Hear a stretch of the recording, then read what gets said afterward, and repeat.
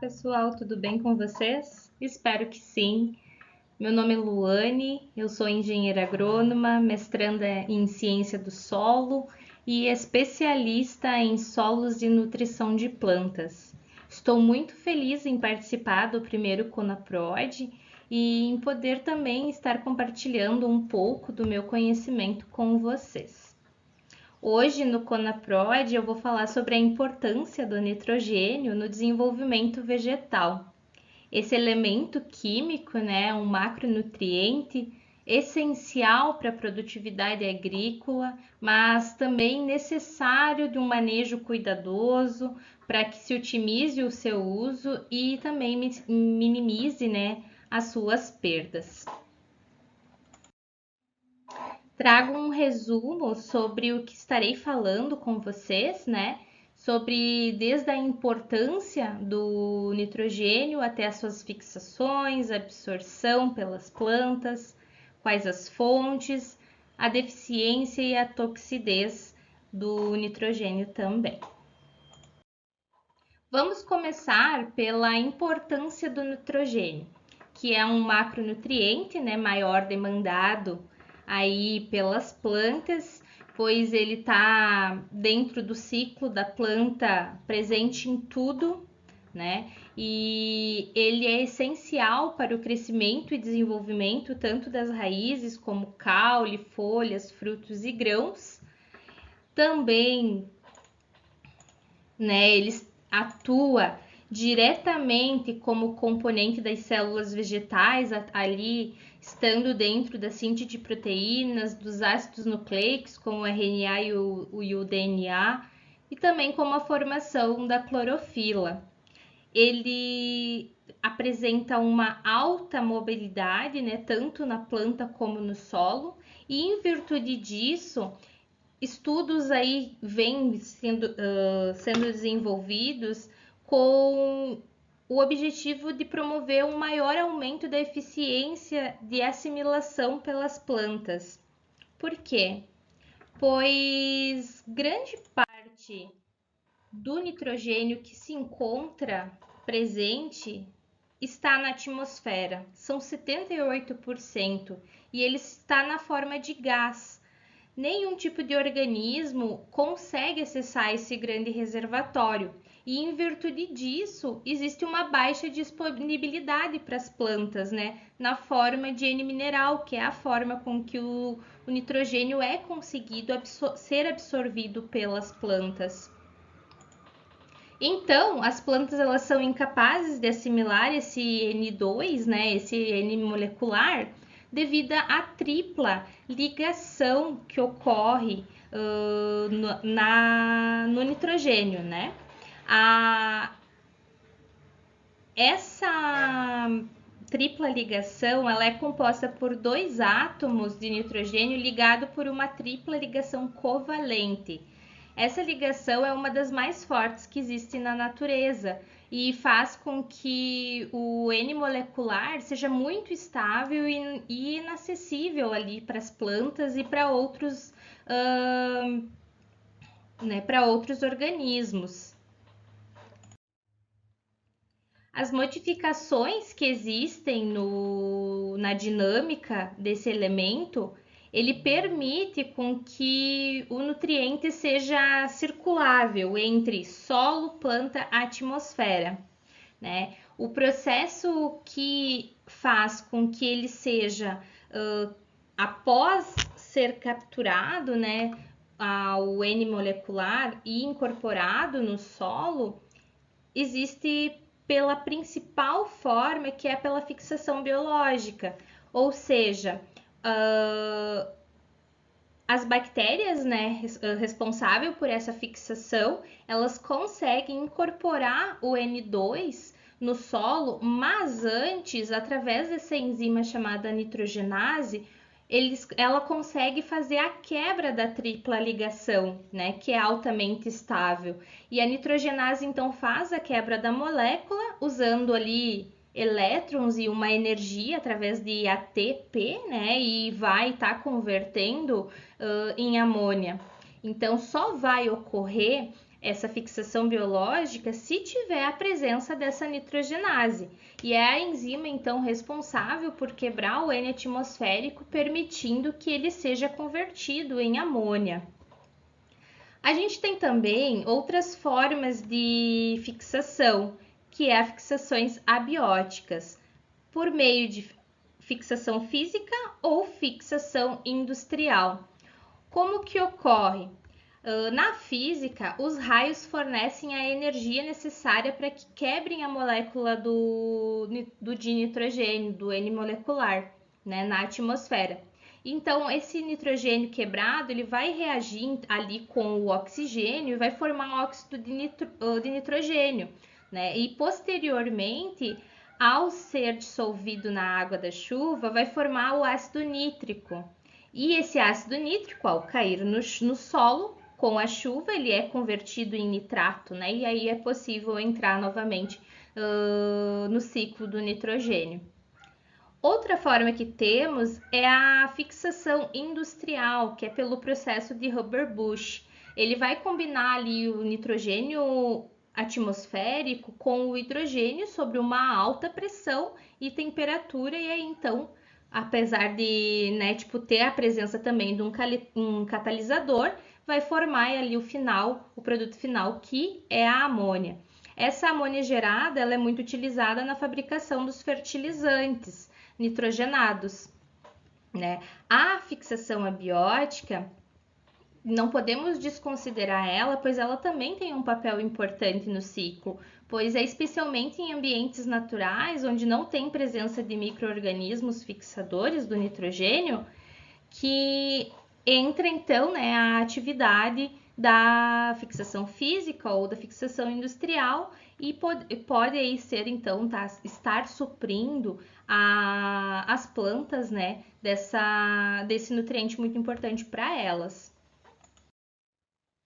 O ciclo do nitrogênio, ele é o processo pelo qual o nitrogênio ele é convertido e movimentado entre a atmosfera, o solo e os micro-organismos. Então, não podemos falar de nitrogênio sem antes passar pelo ciclo do nitrogênio para melhor compreensão.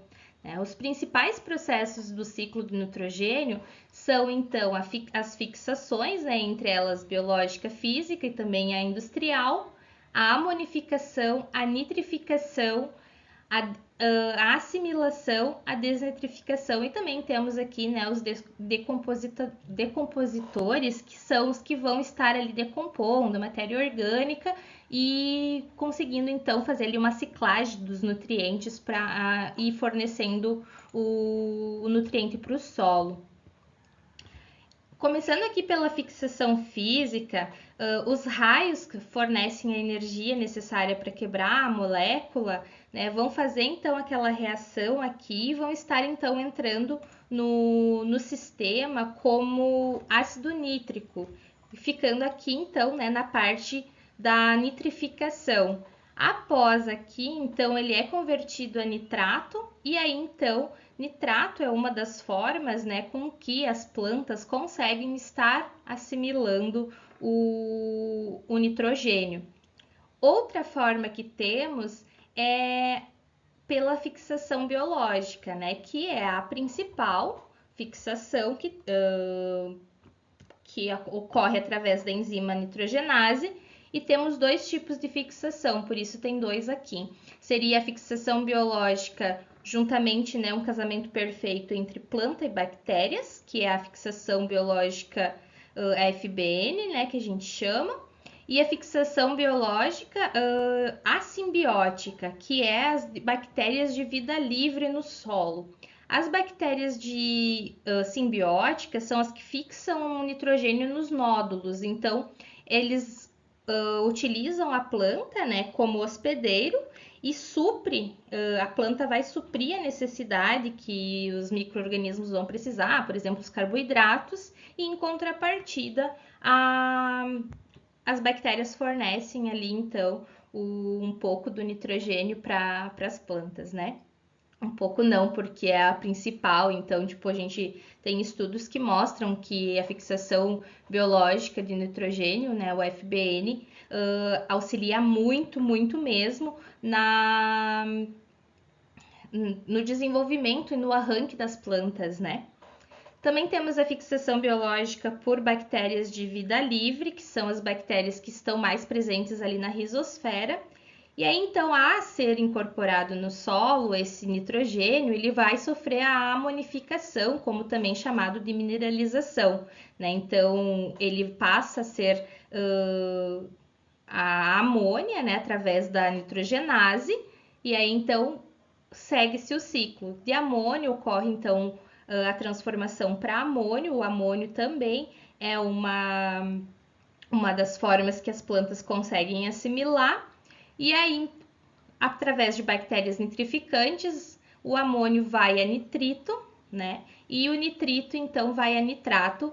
Ocorre, então, a nitrosação e após a nitratação. Aqui, né, estão os dois compostos que as plantas conseguem assimilar. Mas a amônia, ela pode ser perdida, né? Por ela ser um gás ainda, ela pode ser perdida por volatilização, tendo que ter muita atenção aqui, então, na forma de manejo, né? Uma ureia, por exemplo, que se não for incorporada conforme tem que ser, o produtor vai estar perdendo aí o nutriente por volatilização, né? Ela é altamente volátil. E o nitrato, ele, por ser um ânion e ele ter carga negativa, né, ele acaba ficando, ele é comumente levado pela água, então pode ocorrer ali a perda de lixiviação. E por ele ser altamente imóvel também, né, dentro do sistema, o que a planta não conseguir assimilar ou mesmo os nutrientes aqui que estão, né, presentes no solo, na solução do solo, ele pode ser perdido, como ele pode seguir o ciclo, né, com bactérias desnitrificantes, sofrendo aí a desnitrificação, e aí nessa desnitrificação vai gerar aí, né, o óxido nitroso. Ele é liberado antes da redução completa para o N molecular, né? E ele aqui contribui para a degradação da camada de ozônio. Então ele é um potente gás de efeito estufa, né? Então, tipo, o quanto mais a gente utilizar o nitrogênio dentro do sistema solo, melhor é para evitar aí, né, tanto as perdas por volatilização como as perdas por óxidos, né? A gente precisa falar também que o solo é o principal meio aonde está o nitrogênio, mas ele está em grande quantidade como N orgânico, ou seja, ele está presente nos compostos orgânicos. E por isso é preciso ser decomposto por micro-organismos para que se libere o nitrogênio em forma com que as plantas consigam absorver, que é apenas 5% do nitrogênio, que é esse nitrogênio mineral. Então, de 95, apenas 5%, né? Tipo, é uma diferença muito grande. E aí, por isso, o nitrogênio orgânico, ele presente, né, na matéria orgânica, ele vai precisar sofrer pelo processo de mineralização que eu mostrei no ciclo anterior. E isso está associado diretamente com o ciclo, né? Pois é a ciclagem do nutriente que vai ocorrendo ali no sistema, faz com que mais rápido esses elementos, né, tipo como o nitrogênio, seja disponibilizado para as plantas. Então, através dessas reações e ações biológicas que alteram a forma de disponibilidade. Outro ponto muito importante que ocorre na matéria orgânica do solo é que a biomassa microbiana ela apresenta função de controlamento, ela vai controlar o fornecimento desse nutriente para os vegetais, através dos processos chamados mineralização e imobilização. Ou seja, quando as bactérias, né, os micro-organismos ali, eles têm nutrientes suficientes para o suprimento deles, eles fornecem um pouco da sobra as plantas. No momento que eles veem, eles notam que está faltando para o próprio consumo deles, eles seguram aquilo que já tem e as plantas passam a não receber o nutriente. Então, por exemplo, as bactérias elas auxiliam a planta, mas elas são espertas até demais, né? Pois no momento que sobrou, a gente dá um pouquinho, mas no momento em que não está faltando, porém pode faltar. Então acendeu a luz de alerta e eles retêm. Então esse é o processo que a gente chama de mineralização e imobilização.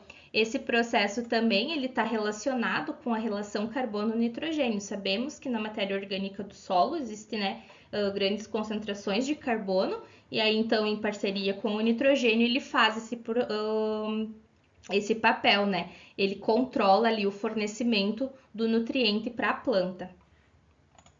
E aí, então, os dois princípios, os dois principais, né, compostos com que a planta vai conseguir assimilar, que estão dentro aqui desses 5%, é o amônio e é o nitrato. Então, vamos falar deles mais agora, né?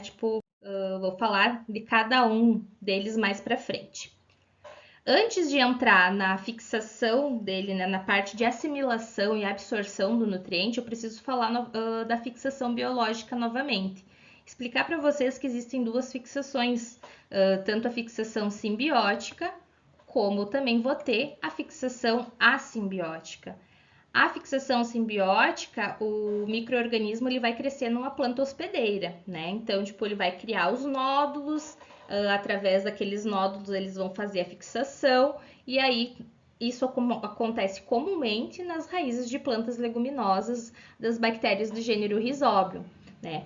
As bactérias de vida livre, sem associação com plantas, geralmente estão livres na rizosfera, então elas conseguem circular no solo, né? Então não tem necessidade de um hospedeiro, né? E elas também têm algumas bactérias, né, que conseguem estar fazendo essa fixação, por mais pouco que seja, mas elas conseguem também fazer essa conversão.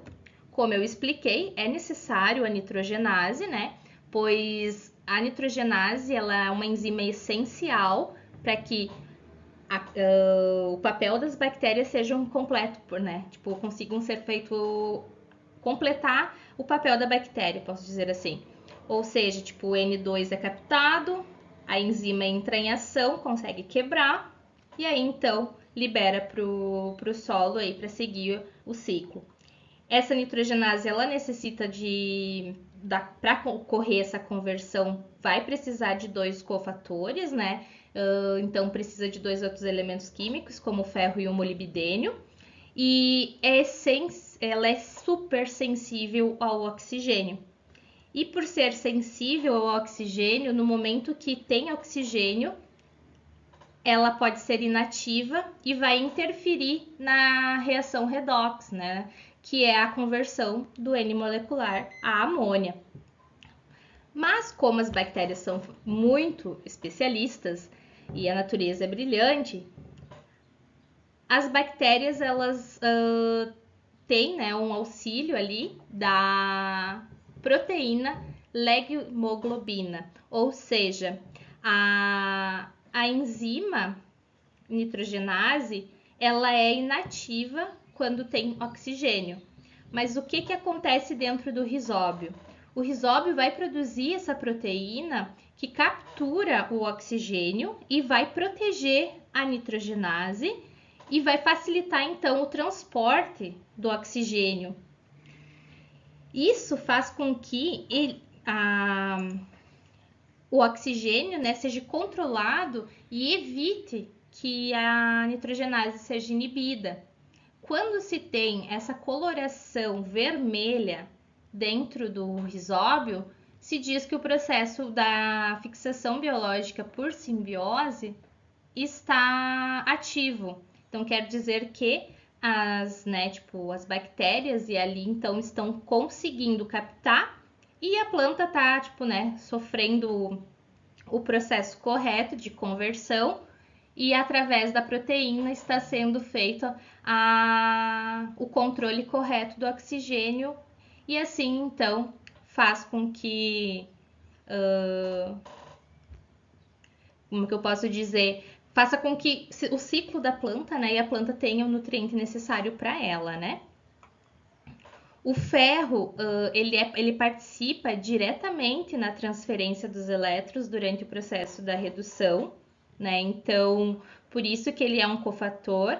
E o molibdênio, ele ajuda a estabilizar o centro catalítico e participa também do processo de ativação e redução, então, do nitrogênio. Por isso que os dois são muito importantes aqui nesse processo enzimático. Na absorção do nitrogênio, envolve também processos bioquímicos e fisiológicos. Eu trago as duas formas das duas vias, né, principais de absorção do nitrogênio pelas plantas. A principal via é a radicular, né, e a outra também temos a via foliar. Na via radicular, temos duas vias aqui, dois fluxos, né? Não, duas vias, posso dizer assim, senão pode confundir vocês. Temos o fluxo de massa e a difusão. Ambas o nitrato e o amônio pode ir por ambas as vias, tanto fusão e difusão, tanto fluxo de massa e difusão. Mas eles têm preferência. Então, o nitrato ele tem preferência pelo fluxo de massa, pois ele é principalmente por esse fluxo de massa, pois ele acompanha o movimento da água. E como também, né, tipo, na difusão, ele pode ser conforme a concentração ali do solo, do gradiente de concentração do solo. Já o amônio, ele é absorvido principalmente por difusão, pois ele vai ser movido da área de alta concentração do solo para as áreas mais próximas das raízes, né? Na via foliar, a penetração vai ocorrer aqui pela cutícula e após a penetração, o nitrogênio, então, ele é assimilado em compostos essenciais. Ele vai ocorrer ali, então, as aminoácidos e as proteínas. Falando sobre os dois, então, né, os dois principais compostos, né, que a planta utiliza para conseguir nutrir a falta ou a dependência desse nutriente, o nitrato ele é a forma mais disponível no solo, mas ele não é disponibilizado diretamente, as plantas não conseguem utilizar ele diretamente para síntese de compostos, né? Tipo na formação de aminoácidos e proteína. Após ser absorvido, ele precisa ser transportado até as células das raízes ou folhas. E aí, dentro dessas células, eles vão ser. O nitrato é convertido. Principalmente, então, tipo, ele vai ser convertido a nitrito. E aí, após o nitrito, é então convertido a amônio. Né? Então, novamente, tem enzimas aqui, né, atuando nesse sistema. E essa conversão ela é essencial para que a planta consiga, né, fazer esse papel. E aí, se acumulado em grandes quantidades, ela pode ser prejudicial ao equilíbrio osmótico, ou seja, a turgidez celular. E isso faz com que fique, então, né, suscetível aí a algumas pragas e doenças, dependendo da turgidez. O amônio é a forma preferida e queridinha das plantas, né? Porque ele consegue ser assimilado diretamente na síntese dele, ele não precisa ser transformado. Então ele já vai, a planta assimilou ele já consegue entrar para fazer a sua síntese, né? E aí ele vai ter a ajuda de transportadores específicos ali, que são as proteínas essenciais para regular a quantidade de amônio que vai entrar na célula, para garantir que esse amônio seja rapidamente assimilado e aí seja rapidamente assimilado e seja transformado em aminoácido. ele também pode ser um composto tóxico se em excesso, né? Então, ele é incorporado rapidamente, como eu falei, absorvido pelas raízes, né, pela ajuda dos transportadores, que são as proteínas. E dentro da planta, ele é convertido a aminoácido por duas enzimas também, que é a glutamina e a glutamato. Agora falamos sobre as fontes do nitrogênio. A gente sabe que, né, globalmente, o aumento da produção agrícola está alto, né? Então a demanda por alimento cada vez aumenta mais. E a gente tem solos com fertilidades média-baixa.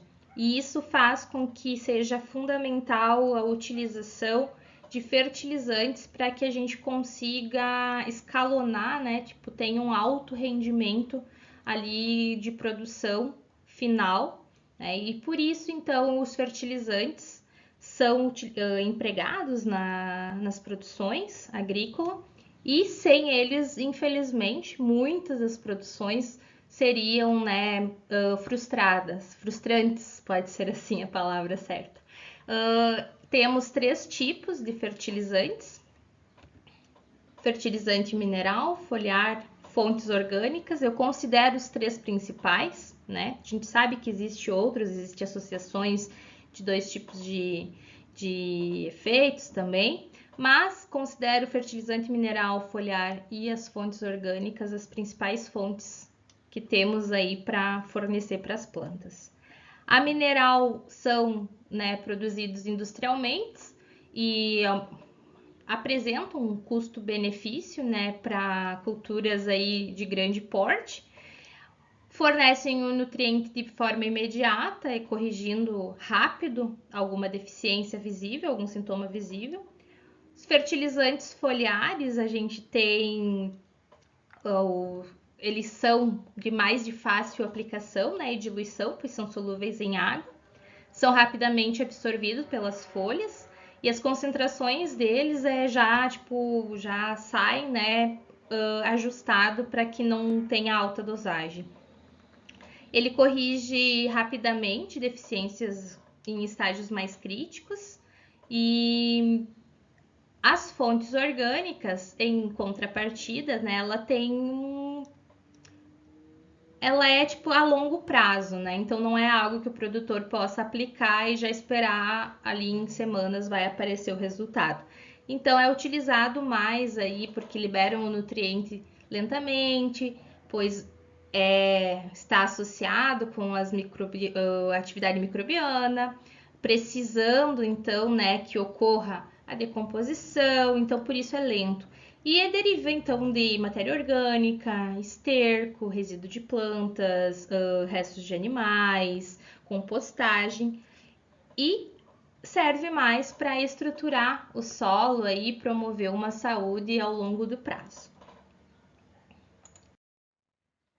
Os principais fertilizantes nitrogenados são o nitrato de amônio, com 34% do nitrogênio, sulfato de amônio, com 21% do nitrogênio, e a ureia, né, que é a queridinha dos produtores por seu custo-benefício, que tem aí 46% de nitrogênio.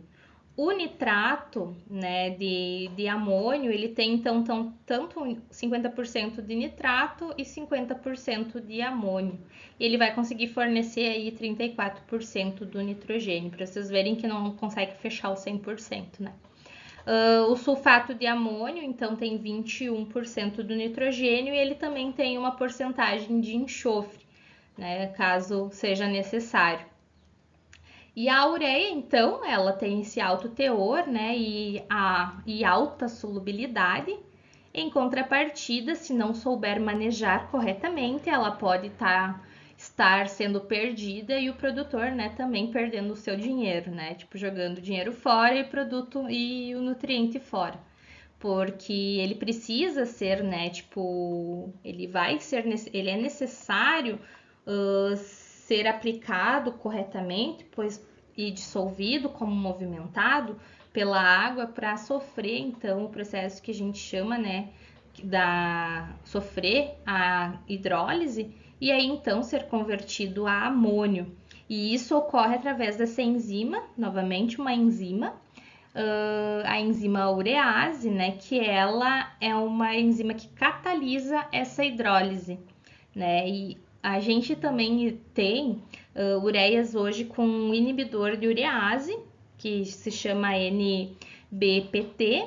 Esse inibidor ele vai afetar a enzima e da forma com que a ureia vai ser incorporada no solo antes da hidrólise. Então, existem algumas tecnologias hoje, né? Eu não trouxe assim para ir tão a fundo, pois o pouco tempo também, né, que temos, mas existem inibidores e é bastante interessante como a tecnologia, né, nos ajuda. A adubação nitrogenada, né, as gramíneas, elas requerem maiores quantidades de nitrogênio por hectare, pois o nutriente muitas vezes ele é exportado aqui nos grãos, né? E o solo vai necessitar de uma nova adubação para a cultura em sucessão. E a adubação aqui, ela no milho, né, ela é recomendada no V3 e V6, aonde ocorre o maior pico de absorção e aonde vai estar formando a densidade de grãos, a planta vai precisar ali para a formação das espigas e das flores. Então, também, quando chega na parte de desenvolvimento pleno, aqui onde é o pendoamento, né, e começa então a gradualmente diminuir essa absorção, pois as plantas vão começar a transferir o recurso para o desenvolvimento dos grãos aqui, né? E aí então a maturação, na maturação, vai diminuir drasticamente. Então vocês podem ver que aqui, devido ao acúmulo que está na semente, né? Então começa a subir após a planta começar a se desenvolver. Então, no momento que está esse nutriente na semente, ela vai ajudar, o nutriente vai ajudar a dar o arranque inicial. Aqui, então, começa-se a disponibilidade, né, necessária através da absorção. E na maturação, então, ele vai diminuir drasticamente, pois o foco agora é completar, né, o enchimento dos grãos. Como deficiência e toxidez, a gente tem que a absorção do nitrogênio, né, e principalmente do nitrato, é um dos principais pontos com que, quando se falta, é atingido, pois vai impactar esse transportador, né, esse NRT 1.1, que é a proteína-chave envolvida na absorção do nitrogênio, né, do nitrato pelas raízes. O crescimento das raízes vai ser também prejudicado devido ao hormônio vegetal auxina, né, que é essencial ali para o crescimento e desenvolvimento, incluindo o alongamento celular e o crescimento das raízes. Vai também influenciar aqui no gene FT, que esse gene ele ele regula, né, o florescimento e a alteração das vias pelo envelhecimento, pelo fotoperíodo, ácido giberélico e a vernalização. Então, tipo, o envelhecimento ele vai se referir ao processo de senescência das plantas. O fotoperíodo ali é a quantidade de luz que a planta vai receber durante o ciclo, influenciando diretamente na floração e na dormência, né? E o ácido giberélico, que é o hormônio vegetal que promove alongamento celular, né? Como o crescimento do caule aqui, né? E a vernalização, que é um processo pelo qual as plantas necessitam de um período de baixa temperatura para induzir a floração. Então aqui, tipo, todos esses processos aqui vão estar, né, tipo, prejudicados. Também teremos, né, a degradação das proteínas ali nas folhas mais velhas, que vai levar à quebra de clorofila, o que vai resultar então num amarelecimento das folhas mais velhas, né, as folhas mais de baixo, resultando em clorose. Geralmente, né, tipo, as plantas vão transportar o nutriente de baixo para cima, né? Então as plantas vai estar com as folhas as mais velhas amareladas e as mais jovens mais verdes. A produção também de brotos e folhas, ela é ligada por o hormônio também da citocinina, né, nas raízes, que faz com que, na falta do nitrogênio, a produção vai estimular, né, a citocinina, e aí então vai ocorrer o crescimento atrofiado e a inibição da expansão das folhas, prejudicando ali a atividade do meristema e também na formação desses novos brotos, né, folhas. E por fim, a gente vai ter então como uma deficiência, né, do nitrogênio, é a presença de antocianina, que vai resultar na coloração mais avermelhada. O que ocorre? A clorofila, com a redução da clorofila, o aumento desse pigmento antociânico, né, que a gente pode chamar assim, faz com que aumente as cores mais avermelhadas. E com a redução, então, dessa clorofila, as plantas começam a produzir, né, esses pigmentos responsáveis, o que vai ocorrer, então, na coloração ali de caules e folhas. Aqui eu trago para vocês, né, uma foto mais visível sobre as deficiências que eu falei anteriormente, mostrando então aqui, né, a parte mais amarelada aqui do dossel, onde que aqui as plantas estão saudáveis, sem deficiência, e aqui onde está mais amarelado, né, é bastante visível, claro, né, de cima. Por isso que hoje existe tecnologias, né, que a gente consegue olhar por refletância. Então a gente consegue estar vendo aí pontos da lavoura onde está com deficiência. Aqui, né, o sintoma bem característico da deficiência, né, do milho, no milho, né, que é essa formação, essas pontas mais amareladas. Aqui, então, na parte da produção do grãos, né, tipo aqui planta saudável, grãos, espigas completas. Aqui já espigas reduzidas, com fileiras, né, faltando. Então, a produtividade aqui bastante prejudicada. E aqui, não sei se vocês conseguem ver, mas aqui tem, né, tipo, os caules mais avermelhados, que é a presença ali, né, tipo, a quebra da redução da clorofila e deixando, então, os pigmentos mais avermelhados.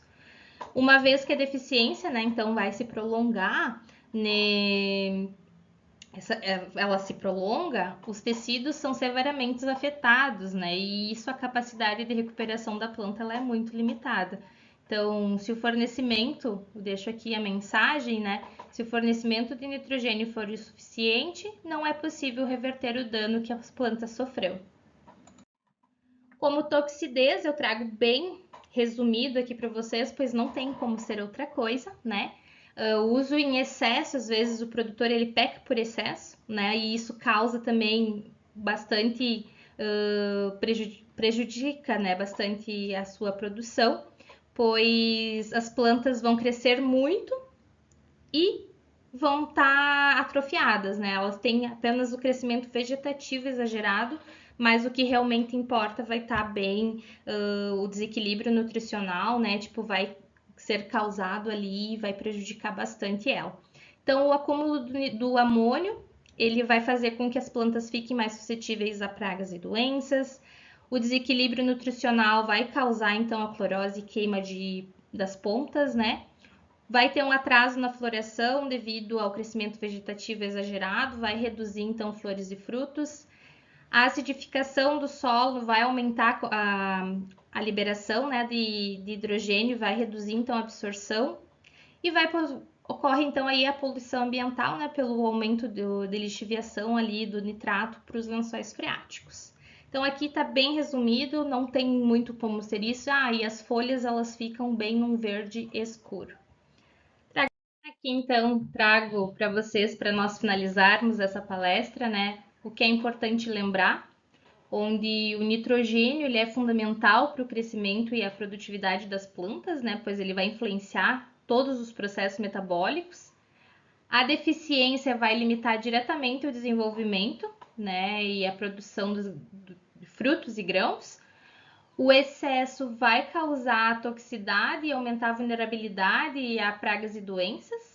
E um manejo cuidadoso pode garantir aí, então, o máximo aproveitamento do nutriente, promovendo, né, plantas saudáveis e um maior retorno produtivo. Trago uma mensagem final, como o nitrogênio ele é a força que enriquece o solo, impulsionando o crescimento e desenvolvimento das plantas.